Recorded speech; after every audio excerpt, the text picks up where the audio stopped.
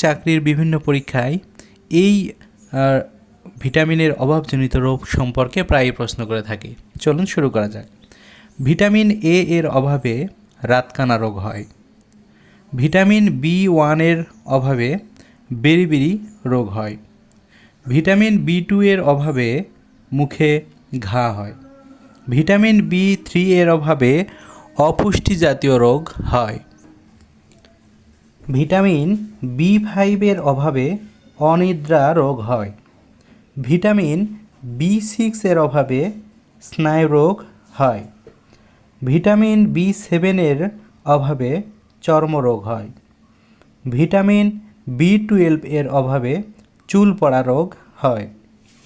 Vitamin C এর অভাবে scurvy রোগ হয়। ভিটামিন ডি এর অভাবে হাড় বা দাঁতের রোগ হয়। ভিটামিন ই এর অভাবে বন্ধ্যাত্ব রোগ হয়। ভিটামিন কে এর অভাবে রক্ত জমাট বাঁধতে পারে না।